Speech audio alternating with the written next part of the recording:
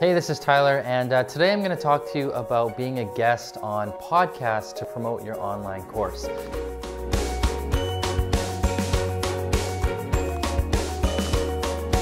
And podcasting has really been taking off over the last few years. So in 2013, iTunes reported over 1 billion podcast subscriptions spread across more than 250,000 podcasts. So basically, if you were to narrow it down to your specific industry, your specific topic, there's probably a pretty big handful of podcasts already discussing that topic and already serving your target audience. And there's more of them being launched every single year. Now, kind of like guest blogging, except what you're doing is you're just being interviewed on a show. So it's usually audio only, but it has a lot of the same benefits as guest blogging because you get exposure to somebody else's audience, essentially.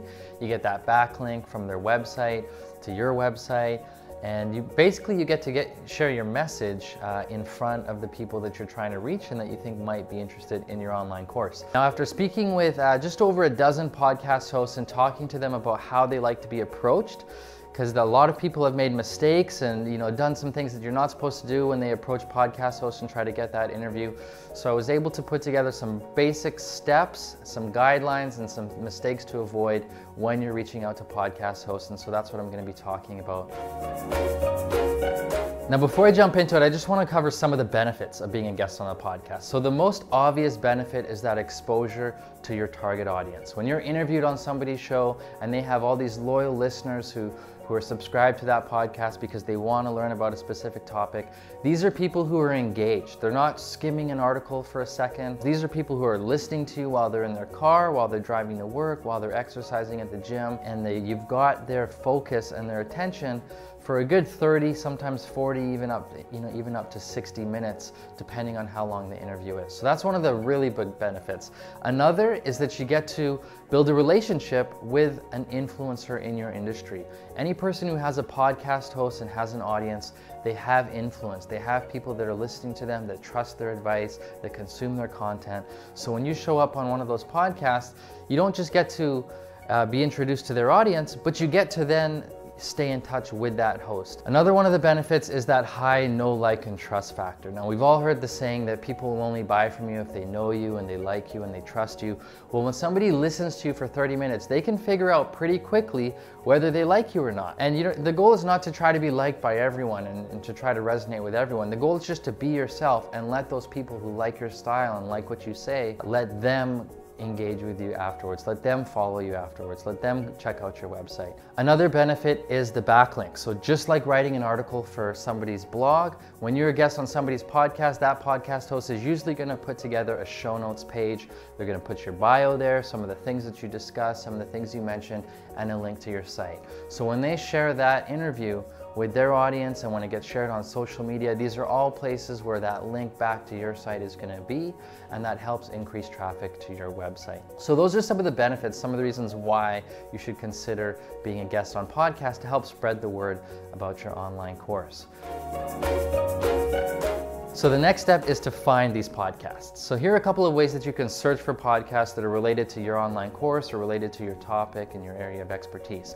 The number one place that I'm going to recommend you go is iTunes. There are a lot of podcast directories. There's Stitcher, there's SoundCloud, there's Google Play now. There's a lot of directories, but iTunes is the biggest one. So the majority of podcast listeners are searching for podcasts on iTunes. So here's how you can find some podcasts on iTunes. Once you open up that podcast section of the iTunes store, you can search for a show by name, by keyword, or even just by taking a look at the new and noteworthy section or the what's hot section of iTunes. And even within those broad categories, there are more specific categories where certain podcasts are listed. So you can go ahead and look and open up any one of those categories, and the first thing you're going to see is that new and noteworthy section on the top of the iTunes homepage. Now that shows you all the podcasts that have recently launched and that are picking up in popularity. More people are listening to them, more people have left some ratings and reviews for those shows, so they're building their audiences and they're fresh, they're new shows. So any podcast that's listed there, chances are the host is looking for some guests, especially if they do interviews, they're a new show.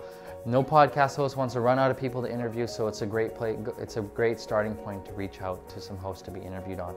Now, if you want to do a search by your topic, there's a search bar on iTunes, and all you got to do is start entering some keywords like the topic that you teach in your course or keywords related to your industry, and see what podcasts come up. And the last way that I want to recommend is just by searching for the name of other experts that you know. So if you know of other experts who teach the same thing you teach or who serve the same target audience that you're trying to reach, you just type their name into the iTunes search bar, and if they've been a guest on any podcasts, those podcasts are going to show up. So that's a pretty good indication. Any podcast that shows up in those results is a good indication that they're looking for guests related to your topic because they've had some guests before on the show.